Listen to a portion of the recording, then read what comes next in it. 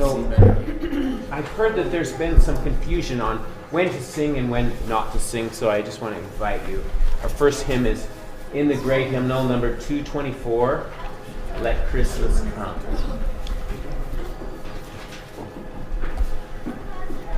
224.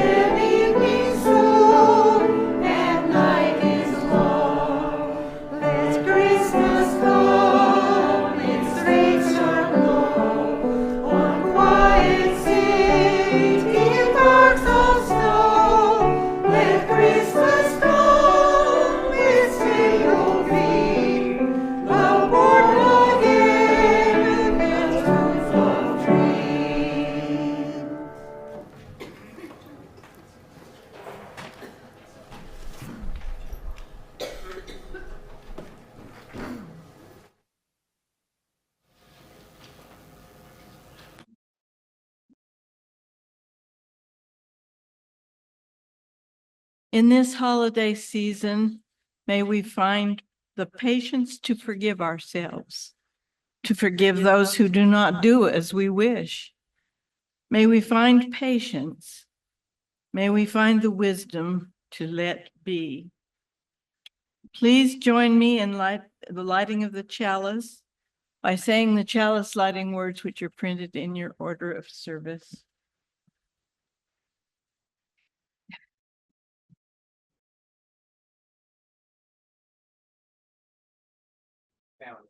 Down in the podium. In the podium. This way. Okay. There we go. Sorry.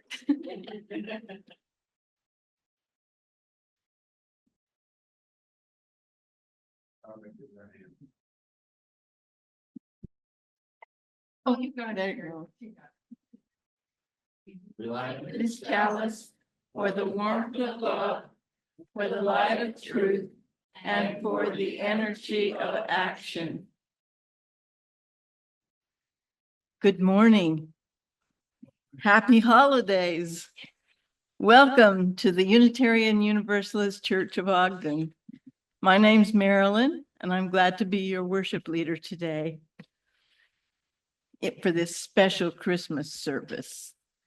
Today's service is dedicated to those who might be struggling this holiday season or just not feeling the Christmas spirit, but are still trying to be a part of it. We want to truly welcome you and everybody else to this community where we strive to be loving, inclusive, and compassionate. Thank you for joining us here this morning. If you're a newcomer, welcome. We're so glad you're here. We encourage you to fill out a newcomer card in the pews and put it in the offering basket when it comes around later on in the service. If you're joining us online, please fill out the newcomer card online. If you've been a longtime member of the congregation, we encourage you to wear your name tag. That helps everyone feel more connected and helps our newcomers get to know us more easily. We love having people of all ages in the community. As you came in, we hope you saw the basket of activities for hands that like to stay busy. This is for all of you at any age. We welcome all of the wiggles and sounds of a multi-generational community. If you haven't already, put your phones on worship mode so that we can focus on our time and community here together. We're so glad that each and every one of you is here. Welcome.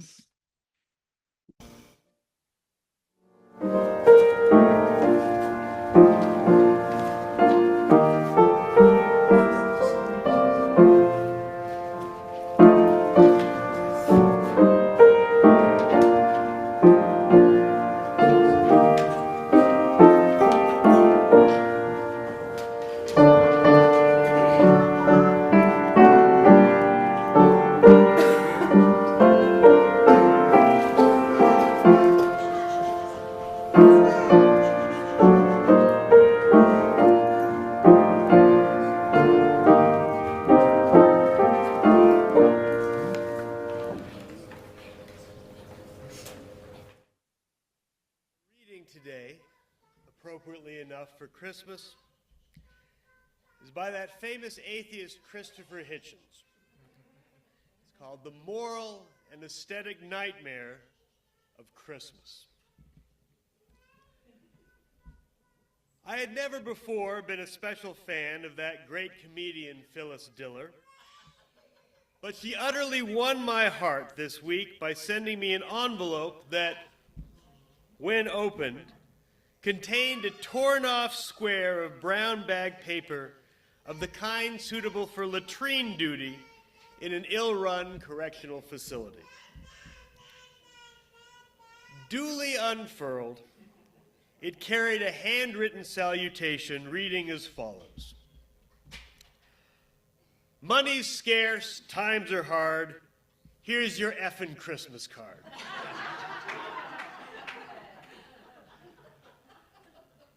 I could not possibly improve upon the sentiment, but I don't think it ought to depend on the current austerities. Isn't Christmas a moral and aesthetic nightmare whether or not the days are prosperous? The late Art Buchwald made himself additionally famous by reprinting a spoof Thanksgiving column that ran unchanged for many decades after its first appearance in the Herald Tribune, setting a high threshold of reader tolerance. My own wish is more ambitious. In essence, the same. My own wish is more ambitious. To write an anti-Christmas column that becomes fiercer every year while remaining, in essence, the same. The core objection, which I restate every December at about this time, is that for almost a whole month, the United States, a country constitutionally based on a separation between church and state, turns itself into the cultural and commercial equivalent of a one-party state. And in such dismal banana republics, the dreary, sinister thing is that the official propaganda is inescapable. You go to a train station or an airport, and the image and the music of the dear leader are everywhere. You go to a more private place, such as a doctor's office or a store or a restaurant, and the identical tinny, maddening, repetitive ululations are to be heard. Similarly inescapable are the same cheap and mass-produced images and pictures, from snowmen to cribs to reindeer. It becomes more than usually odious to switch on the radio and the television because certain officially determined themes have been programmed into the system. Most objectionable of all, the fanatics force your children to observe the dear leader's birthday, and so, this being the special hallmark of a totalitarian state, you cannot bar your own private door to the hectoring, incessant noise, but must have it literally brought home to you by your offspring. Time that is supposed to be devoted to education is devoted instead to the celebration of mythical events. Originally Christian, this devotional set-aside can now be joined by any other sectarian group with a plausible claim, Hanukkah or Kwanzaa, to a holy day that occurs near enough to the pagan winter solstice. I have just flung aside my copy of the Weekly Standard a magazine with a generally hard-headed and humorous approach to matters. It contains 2 seasonal articles that would probably not have made print were it not for the proximity to said solstice. To be fair, the same can be said for the article that you are reading, but I claim exemption under the terms of the "to hell with all that" amendment. In the first example, the gifted Joseph Bottom complains that it's hard to write a new Christmas carol lyric because the existing model is composed of songs of such illiterate banality. But he presses on heroically with an attempt to compose a fresh carol while fully admitting that the recently invented tradition of such songs creates an almost oppressive weight of kitsch.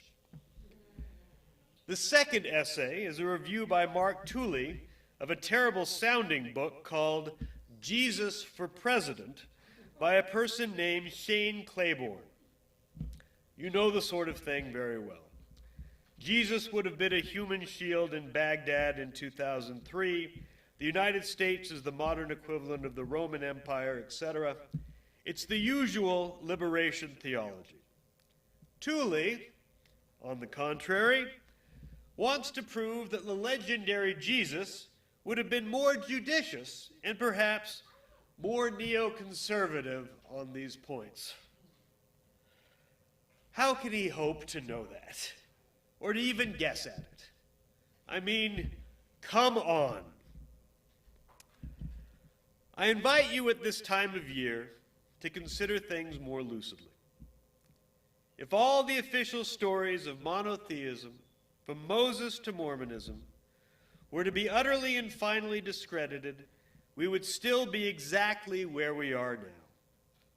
All the agonizing questions that we face, from the idea of the good life and our duties to each other, to the concept of justice and the enigma of existence itself, would be just as difficult and also just as fascinating. It takes a totalitarian mindset to claim that only one Bronze Age Palestinian revelation or prophecy or text can be our guide through this labyrinth. If said totalitarians cannot bear to abandon their adoration of the various dear leaders, can they at least arrange to hold their ceremonies in private?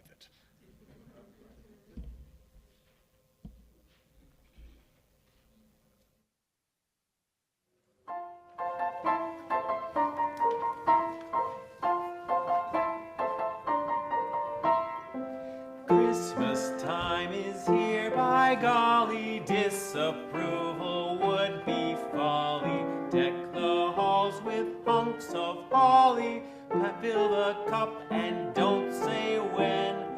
Kill the turkeys, ducks, and chickens, mix the punch, drag out the dickens. Even though the prospect sickens, brother, here we go again. On Christmas Day you can't get sore, your fellow man you must adore. There's time to rob him all the more. The other 364 relations sparing no expense, will send some useless old utensil or a matching pen and pencil. Just the thing I need, how nice. It doesn't matter how sincere it is, nor how heartfelt the spirit. Sentiment will not endear it. What's important is the price. Hark there, I'll tell you sing, advertising wonderful things. God rest you, merry merchants, may you make the Yuletide pay. Angels we have heard and high, tell us to go out and buy. So let the raucous sleigh bells jingle, hail our dear old friend Kris Kringle, driving his reindeer across the sky. Don't stand underneath when they Bye.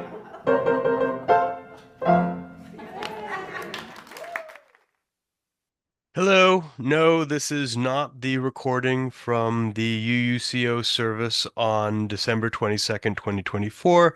This is a re-recording of the homily because unfortunately our internet died about 65% of the way through the homily, and so we weren't able to get the whole thing. So this won't have the audience reactions and all that stuff, but it will still have the text of the homily, and I hope you enjoy it. All righty. Every Who down in Whoville liked Christmas a lot, but the Grinch, who lived just north of Whoville, did not. Thus is introduced the central character of what is the most popular Christmas story of the 20th century. We're given no backstory. There's some idle speculation as to what might be the cause of what is wrong with him, because there's obviously something wrong with him. But there's no good reason for his attitude. The Grinch just appears, with his character and personality fully formed right from the start. Even his name just appears. While the word Grinch and some of its derivatives has appeared in print before, even in some of the poems of Theodore Geisel, aka Dr. Seuss, it had no meaning when the character was introduced in 1957. In fact, it's not clear to this day whether Grinch is the anti-hero's name, his occupation, or his species. Maybe it's all three. And yet, there's really no confusion about who he is at all. We immediately know exactly who the guy is, and the word Grinch is a perfect fit, with its growly initial phoneme reminiscent of those other misanthropic isolates, Grendel and the Grouch. But there is one oddly specific thing we're told about the Grinch.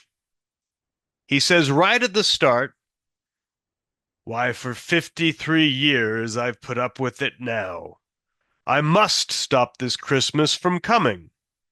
But how?" The Grinch, at the time of the story, is 53 years old. Why is that precise age something we need to know? Why did Dr. Seuss feel compelled to include that in the story? Well, it has to do with who he had in mind as his model when he wrote the character. You see, there was somebody else who was 53 at the time of the writing, Dr. Seuss. And he said it was the easiest book he'd ever written because it's the only one he ever wrote about himself. Now, of course, Dr. Seuss, children's author beloved by millions, wasn't actually some monstrous creature who lived apart from the world. The Grinch isn't actually a character. He's an attitude.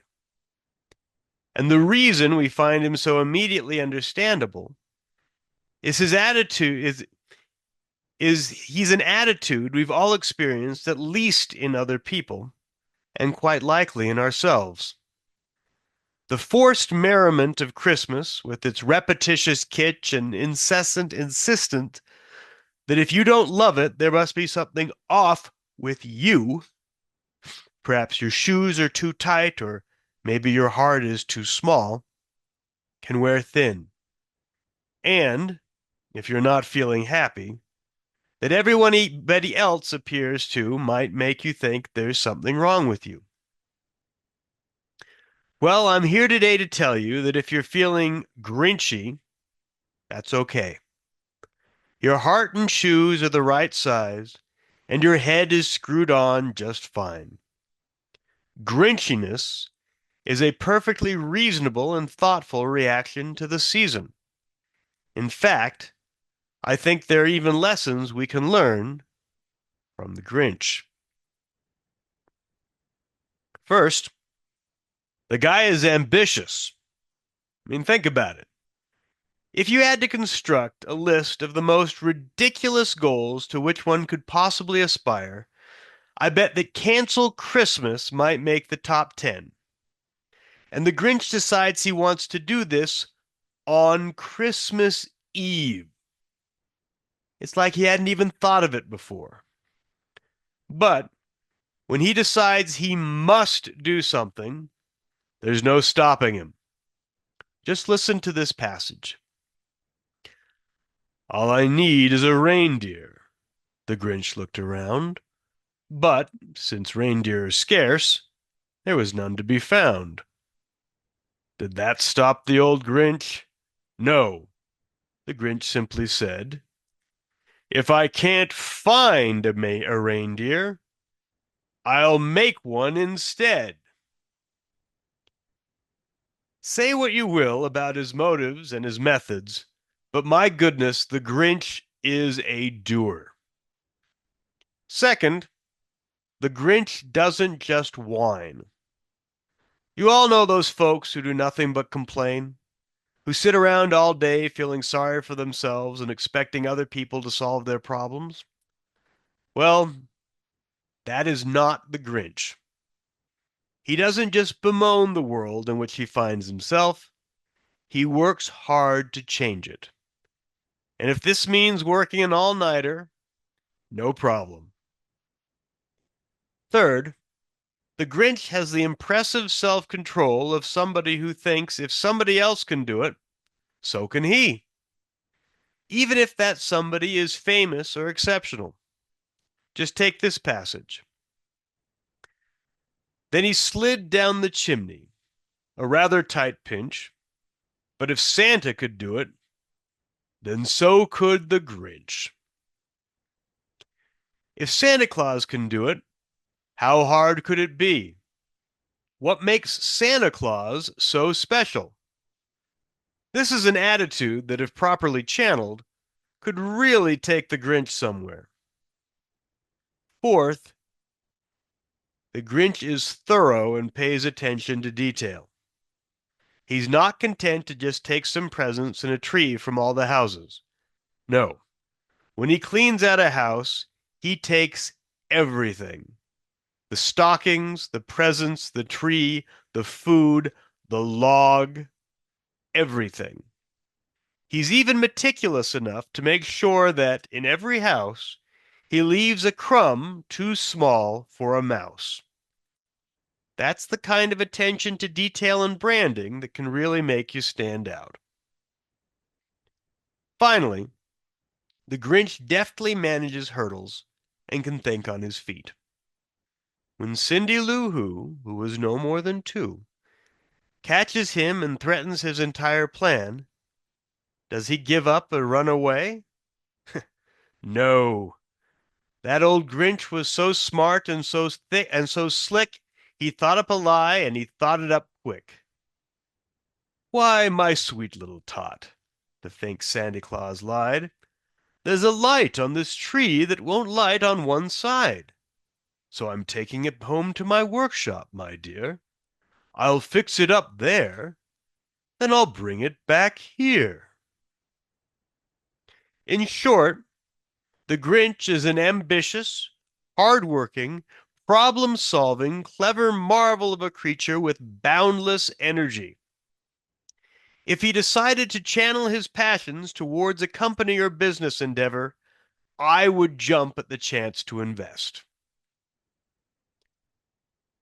But seriously, the real lesson of the Grinch is that all this energy, all this cleverness, all this ambition, if set upon an unworthy goal, is unfulfilling. Ultimately, the Grinch is confronted by a reality he hadn't understood, and when faced with this revelation, he puzzled 3 hours till his puzzler was sore. Then the Grinch thought of something he hadn't before. Maybe Christmas, he thought, doesn't come from a store. Maybe Christmas, perhaps, means a little bit more. You see, being down at Christmas isn't unnatural. There's nothing off about you if you don't feel merry. In our abundant, affluent society, we've been able to forget that the warmth and joy of Christmas is fundamentally ironic. There's no great planting to inspire hope, or harvest to signify abundance. Christmas comes at the coldest, darkest, most hopeless time of year. Being grumpy, being grouchy, in fact, being downright Grinchy, is the obvious default perspective. What we celebrate at Christmas is the hope that, in spite of how bad things are right now, they will get better and that we can make them so. The foolish little Whos down in Whoville sing not to celebrate abundance, but to be grateful for each other and hopeful that the future will be better. Now, I've heard how The Grinch Stole Christmas described reasonably as a story and a book. It's also quite well known from the 1966 television special, which introduced a green Grinch, his standard color today, but as you can see behind me in the original book, the Grinch was white. But one way I've never heard the Grinch story described is as a poem, which I think it is.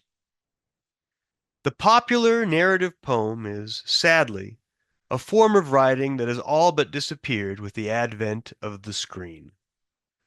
But in the 19th century, it was very popular. People on farms in rural America would pay good money to subscribe to monthly literary magazines, and they would read them too. And the most popular poet of the age was Henry Wadsworth Longfellow. In 1863, things weren't very bright in the United States of America. In fact, it wasn't clear whether there still was or would be again a United States of America, or indeed what it would look like or how it would work if it remained intact after the sanguinary Civil War then, or that by then had been raging for over 2 years and wasn't close to over. Things also weren't very bright for Longfellow personally. Earlier that year, his son had, against his wishes, joined the Union Army. Writing to his dad in March of 1863, "I have tried hard to resist the temptation of going without your leave, but I cannot any longer. I feel it to be my duty to do what I can for my country, and would willingly lay down my life for it if it would be of any good." A few weeks before Christmas, Longfellow's son was severely injured at the Battle of Mine Run, and his recovery was far from certain on Christmas morning, 1863. It was in the context of these dark days that Longfellow wrote the poem Christmas Bells, the source of our next hymn today. It's a poem about the pessimistic mood of the nation and its narrator, and a call for faith to overcome doubt and despair. It's about hearing joyful music, like the singing Whos of Whoville, in the face of gloom and darkness. 2 years ago, our music director Joseph wrote an alternate musical setting of Longfellow's poem as he considered the struggle of the Ukrainians facing their first full winter of their war. A conflict with a very ghastly Grinch indeed. For our hymn today, we'll first play Joseph's version, and then sing, along with the choir, the one found at number 240 in our hymnal. Right now, in December 2024, I think it's hard to be hopeful. It's hard to be optimistic. My feelings about the future are scared and uncertain. We have some dark days ahead, and I'm not sure when they'll get brighter, or if they do, what world they'll illuminate. We'll see. It's easy to be a Grinch, but I'm trying to embrace the irony of optimism and sing with you all, my fellow Unitarians, this Christmas season.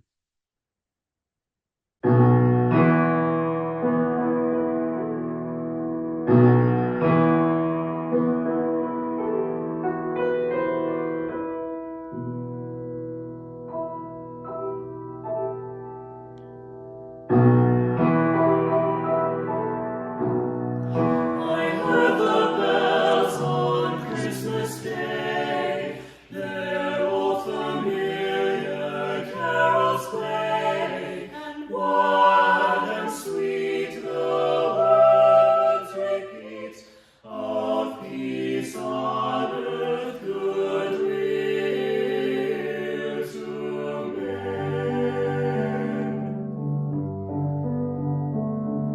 I thought as the day had come, the belfries of all Christendom had rolled along the broken song of peace on earth, goodwill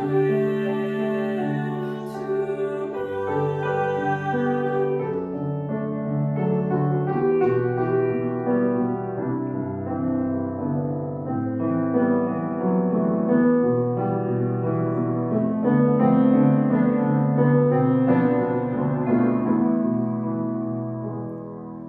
And in despair I bowed my head.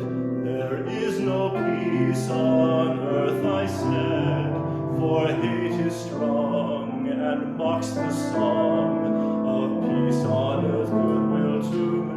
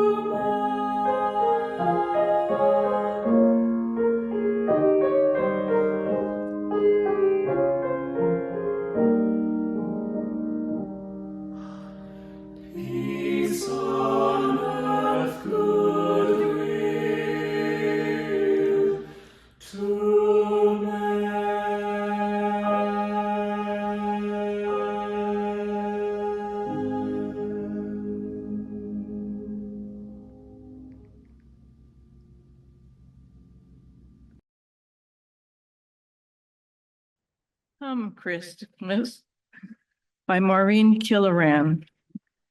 No one is ever really ready for Christmas.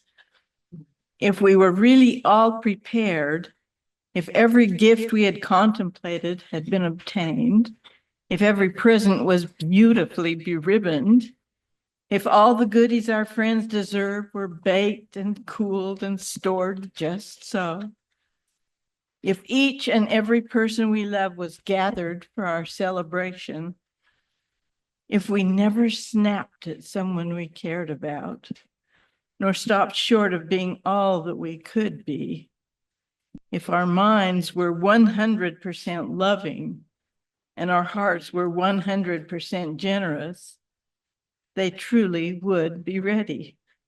And truly, we would not need Christmas quite so much. So come, Christmas, most needed of seasons. Come with the reminder that love does not depend on perfection, but on willingness to risk connection.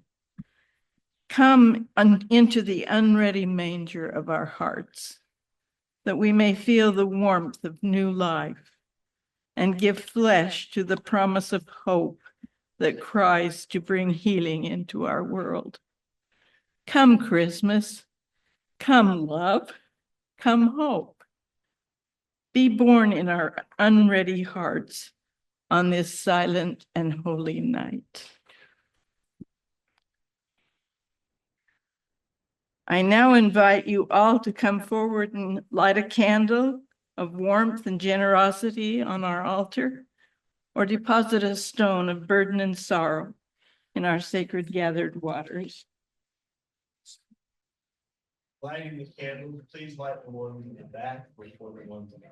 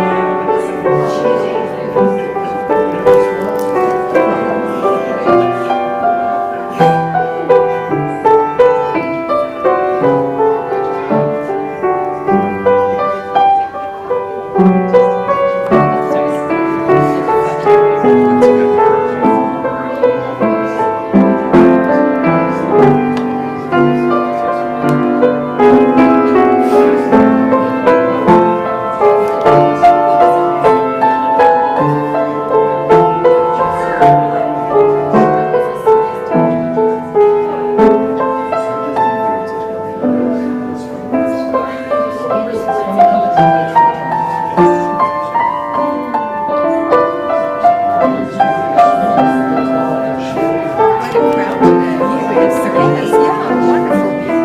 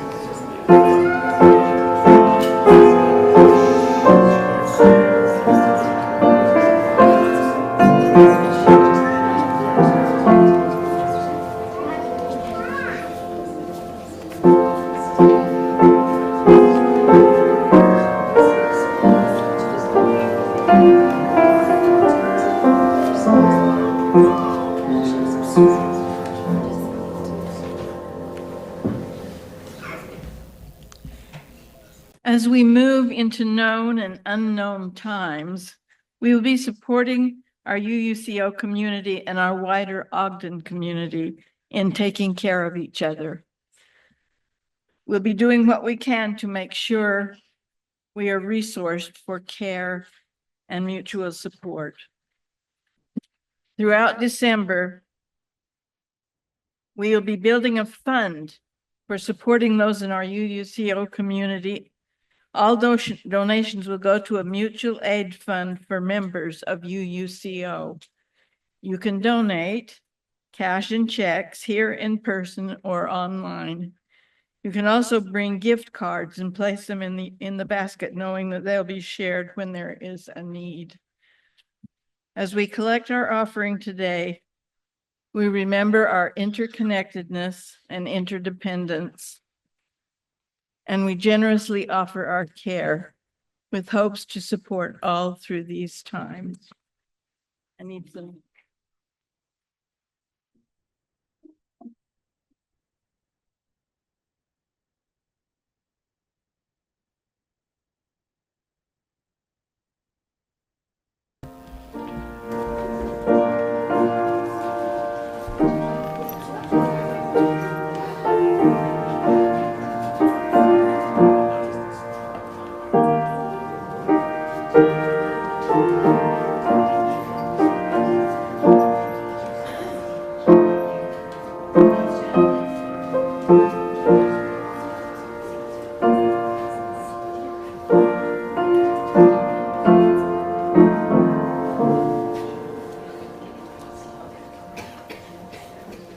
Please rise in body or voice, and facing the center aisle, sing together the offering song printed in your order of service.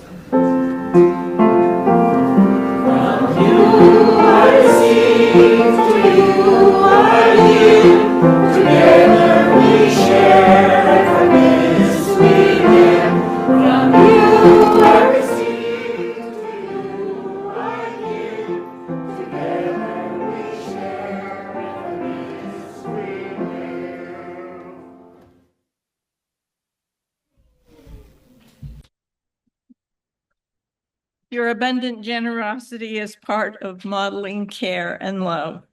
Thank you. You may be seated.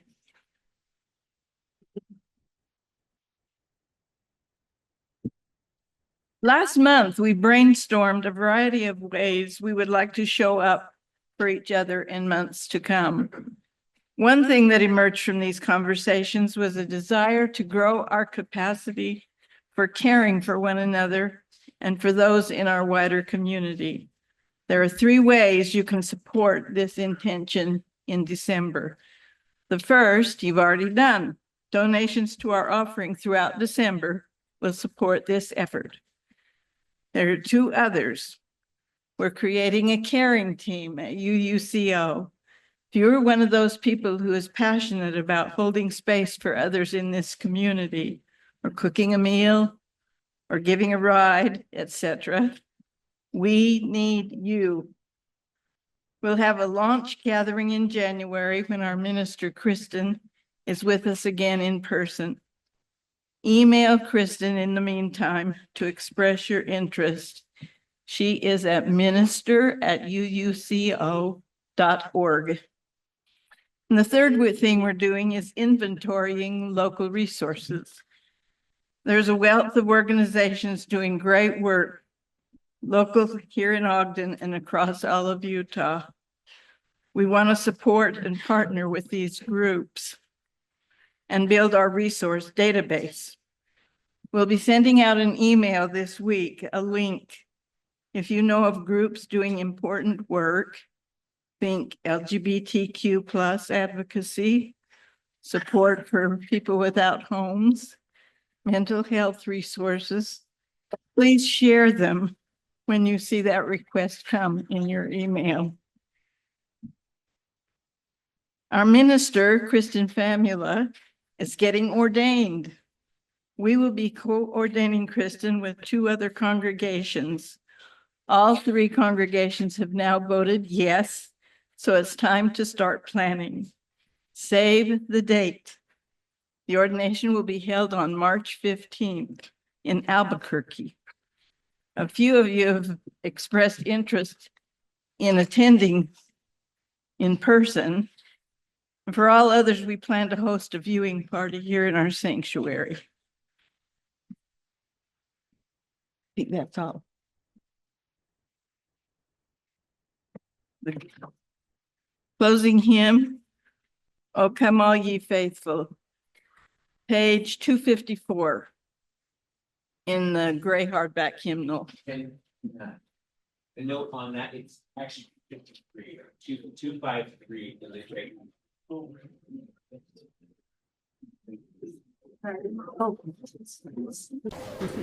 So, if some of you are already there, if you turn to in the your great hymnal, so 253, I'll give you your free Latin lesson for today. So when you get to the chorus, you'll realize that you don't recognize these words. So first word at the chorus, you'll see it's in italics.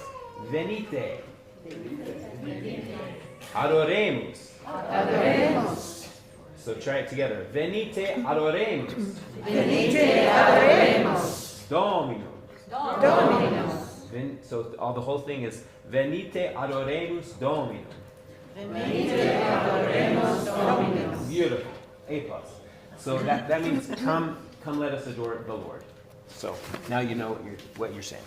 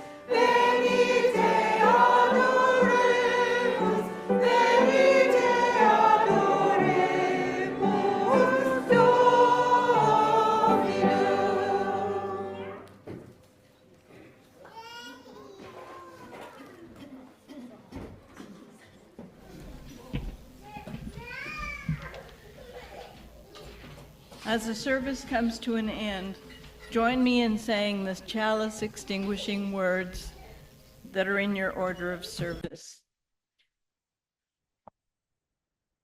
We extinguish this chalice, but not the warmth of love, the truth.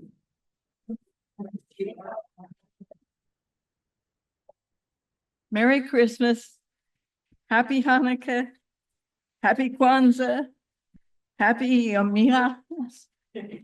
Happy holidays, and may God bless us, everyone.